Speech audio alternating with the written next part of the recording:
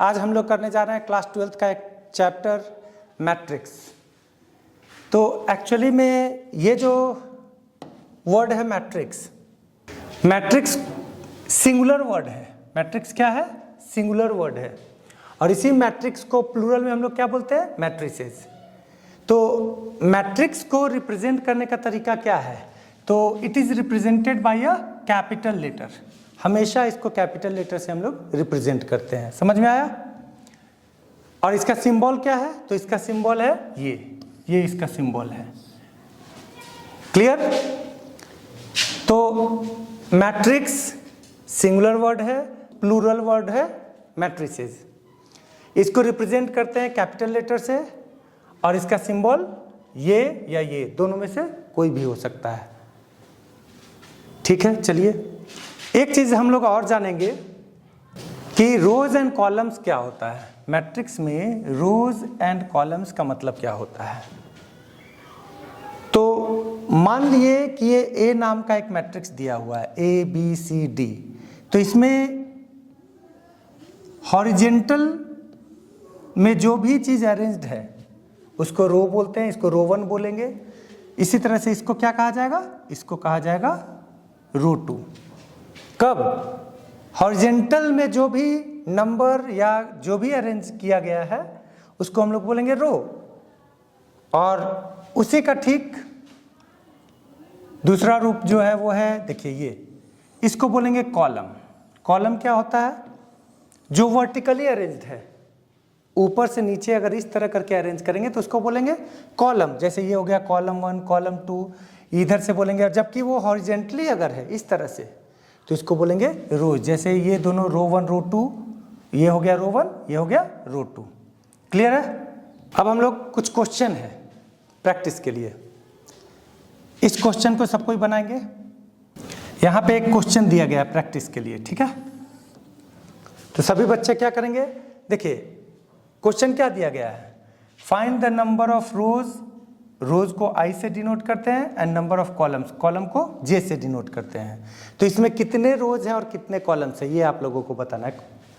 ये एक आपको दिया हुआ है मैट्रिक्स, इसमें कितने रोज हैं और कितने कॉलम्स हैं ये आपको बताना है। तो चलिए हम लोग देखते हैं कौन कौन बनाते हैं। हो गया? तो बताइए, यहां हम लोग देख रहे हैं कितने रोज हैं। ध्यान से देखिए, रोज अगर देखें तो रो किसको बोले थे? जो हॉरिजेंटली रखा गया है। तो ये हो गया रो 1 पहला रो, और ये हो गया रो 2 यानी कि दूसरा रो। कितने रोज हैं? 2 रो।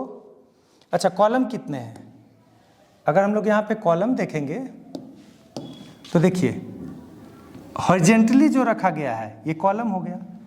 ये फर्स्ट कॉलम, ये सेकंड कॉलम, ये थर्ड कॉलम और ये फोर्थ कॉलम। तो टोटल कितने रोज हैं? रोज हो गए 2 और कॉलम हो गए 1 2 3 4। तो 4 कॉलम हो गए। कोई दिक्कत? चलिए नेक्स्ट हम लोग आते हैं। तो मैट्रिक्स को हम लोग कैसे डिफाइन कर सकते हैं? अभी हम लोग देख लिए, क्या देखे कि किसी भी मैट्रिक्स में रोज और कॉलम्स जरूर होगा। तो किसी भी नंबर को या फंक्शन को, किसी भी नंबर या फंक्शन को अगर रेक्टेंगुलर अरेंजमेंट किया जाए वो भी ऑर्डर में, तब उसको हम लोग बोलेंगे मैट्रिक्स। तो इसको कैसे डिफाइन करेंगे? तो देखिए इसको डिफाइन करने का तरीका कि it is an ordered rectangular arrangement of number और function which are represented as this. कैसा है? एक बार फिर से समझिए। एक ऑर्डर्ड रेक्टेंगुलर अरेंजमेंट है किसका? नंबर का या फंक्शन का। कोई भी नंबर, बहुत सारे नंबर हैं, उसको अगर ऑर्डर वे में हम लोग अरेंज करते हैं। ऑर्डर वे में का मतलब कि रोज और कॉलम में, किसको रो में करना है किसको कॉलम में करना है, वैसे अगर अरेंज करेंगे किसी भी चीज को, या तो नंबर को या फंक्शन को, तो उसको हम लोग, और उसको हमेशा इसी तरह से अरेंज करेंगे, इसी बॉक्स, इस ब्रैकेट के अंदर में ही करेंगे। और क्योंकि इससे पहले हम लोग थोड़ा देर पहले पिछले स्लाइड में देखे थे कि इसको कैपिटल लेटर से डिनोट किया जाता है और उसका सिंबल ये होता है। तो जब भी हम लोग लिखेंगे तो इसके अंदर लिखेंगे। अब सपोज कीजिए, अब यहाँ पे है first row first column, first row second column, ऐसे ही चलता चला जाएगा। और ये फर्स्ट रो तो फर्स्ट है, लेकिन कॉलम अभी देखिए वह फर्स्ट कॉलम, सेकेंड कॉलम, ऐसे ही करके बहुत सारा कॉलम हो सकता है। तो मान लिए कि इन कॉलम है, वैसे ही ये कैसा चला जाएगा, ये कौन सा रो है, जो हॉरिजेंटल रहता है इस तरह से, उसको रो बोलते हैं। तो फर्स्ट रो, ये देखिए दूसरा नंबर पे आ गया, तो इसको बोलेंगे सेकेंड रो फर्स्ट कॉलम, इसको क्या बोलेंगे सेकेंड रो सेकेंड कॉलम, ऐसे ही इधर आता चला जाएगा, ये क्या कहलाएगा सेकेंड रो। लेकिन कॉलम कितना है, तो कॉलम तो इन ही है ना। वैसे ही करते करते करते करते सपोज कीजिए कि बहुत सारा रोज है और बहुत सारा कॉलम है, तो अब कितने कॉलम आ गए, तो ये mth कॉलम आ गए, लेकिन फर्स्ट रो, ये mth कॉलम है लेकिन सेकेंड रो है। वैसे ही करते करते ये क्या कहलाएगा, ये कहलाएगा mth रो nth कॉलम। तो जब भी जितना भी रो या कॉलम हम लोगों को लिखना है वो यही ब्रैकेट के अंदर में लिखना है, यही मैट्रिक्स का पहला चीज समझ लीजिए। तो matrix is enclosed bye bracket, ये दोनों में से कोई भी ब्रैकेट इसका सिंबल के रूप में हम लोग यूज करते हैं। It is also represented as A equal to AIJ। अच्छा, I क्या है, I मैं पहले भी बताया कि I को रो बोलते हैं, मतलब रो को I से डिनोट किया जाता है और कॉलम को J से। तो where I and J are the row and column. Clear है? अच्छा, ऑर्डर ऑफ अ मैट्रिक्स। अब बहुत सारा नंबर्स या फंक्शन को हम लोग एक ब्रैकेट में इनक्लोज कर लिए, रख लिए, यानी कि मैट्रिक्स हमारा बन गया। तो इसका कुछ तो क्या ऑर्डर है इसका, तो ऑर्डर किसको बोलेंगे, ऑर्डर कहा जाता है। सपोज कीजिए कि एक मैट्रिक्स है जिसमें m रोज है, कितने रोज है, m रोज है, कॉलम कितने हैं, n कॉलम्स है, रोज m है और कॉलम n, तो इसको हम लोग बोलेंगे mn ऑर्डर का, कितना, लेकिन इसको हम लोग पढ़ेंगे कैसे, तो इसको हम लोग पढ़ते हैं m बाई n मैट्रिक्स। क्या पढ़ते हैं, m बाई n मैट्रिक्स। तो यहां लिखा हुआ है simply m by n matrix, और जिसको हम लोग कैसे पढ़ते हैं, read as an m by n matrix. अब एक एग्जांपल देख लीजिए। अब यहाँ देखिए कितने रोज हैं, तो रोज अगर हम लोग देखें तो इस जगह पर अगर देखें तो देखिए पहला रो, ये फर्स्ट रो हुआ, ये सेकेंड रो हुआ, रोज कितने हो गए, 2। तो हम लोग नंबर ऑफ रोज यहाँ 2 लिख सकते हैं, कितने, 2, यानी कि 2 रो हुआ। ठीक है, कॉलम कितना है, तो 1 कॉलम 2 कॉलम, देखिए 1 कॉलम 2 कॉलम 3 कॉलम, तो 3 कॉलम है, तो इसको हम लोग लिख सकते हैं 3। और इसको हम लोग कैसे पढ़ेंगे, 2 बाई 3 मैट्रिक्स। क्या पढ़ेंगे, 2 बाई 3 मैट्रिक्स। इसलिए अगर ये जो मैट्रिक्स हम लोग देख रहे हैं यहाँ पे कितने रो थे, it has 2 rows and 3 columns, so it's order is 2 by 3। यहां पर भी एक क्वेश्चन है प्रैक्टिस के लिए, दिया गया है कि B नाम का एक मैट्रिक्स है, देखिए इसका ऑर्डर क्या होगा, तो B का ऑर्डर क्या होगा बताइए। तो matrix B has order, the order of matrix B is, कितना रो है बताइए, 1 रो 2 रो, तो 2 रो हो गया, कॉलम 1 2, तो 2 रो और 2 कॉलम, तो हम लोग इसको क्या लिखेंगे, इसका ऑर्डर 2 बाई 2, ये ना इसका ऑर्डर होगा। Elements of a matrix. अच्छा, एलिमेंट्स किसको बोलते हैं, तो मैट्रिक्स के अंदर ये जो मैट्रिक्स है A नाम का, इसके अंदर जितने भी चीज हैं, जितने भी नंबर हैं, फंक्शन है, जितने भी नंबर हो, फंक्शन हो, इसको हम लोग बोलेंगे एलिमेंट्स ऑफ अ मैट्रिक्स। तो इसमें कितने एलिमेंट्स हैं, जरा ध्यान से देखिए, तो 1 2 3 4 5 6 7 8 9, तो नंबर ऑफ एलिमेंट्स कितने हैं, तो मैट्रिक्स ए में नंबर ऑफ एलिमेंट्स 9 है।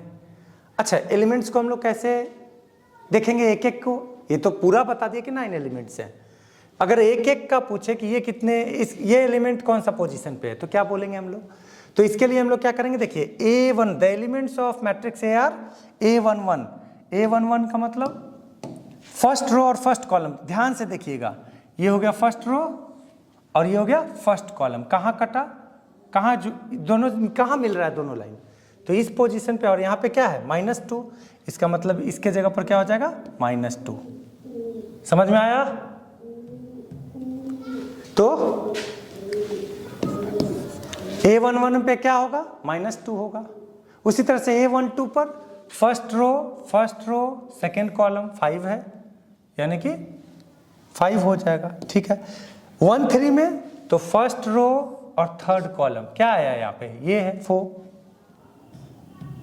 तो यहाँ पे 4 हो जाएगा।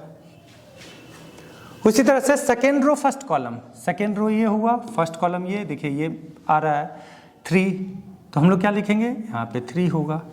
Second row second column, second row second column ये हो जाएगा 1, यानी कि 1। इसी तरह से सब लिखेंगे हम लोग। Second row third column 2, third row first column 5, third row second column -3, third row third column हो जाएगा 0। तो ये एलिमेंट्स है मैट्रिक्स ए का। अब एक क्वेश्चन दिए हैं, इसको आप लोग को बनाना है। पॉज करके बनाइए और इधर जितने भी हैं वो आप लोग बनाइए, अभी चेक करेंगे।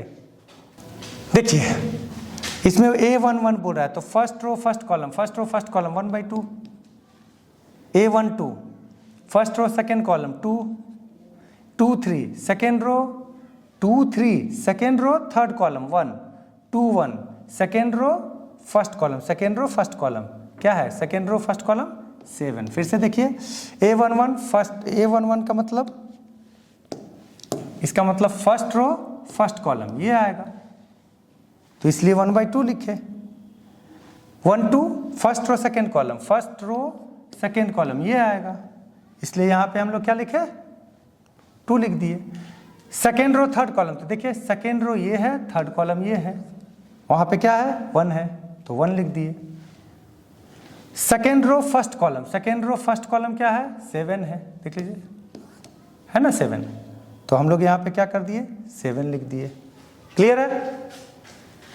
अब हम लोग पढ़ेंगे next topic, types of matrices.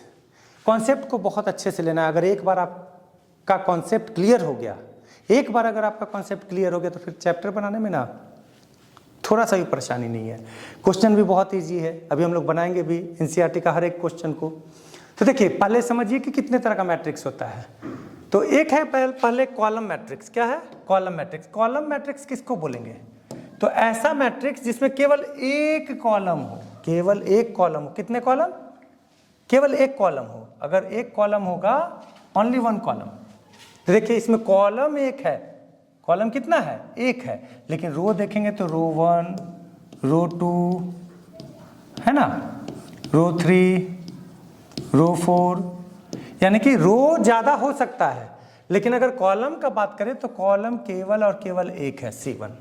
तो ऐसे मैट्रिसेस जिसके केवल एक कॉलम हो उसको हम लोग बोलते हैं कॉलम मैट्रिक्स। किन्हीं को कोई परेशानी?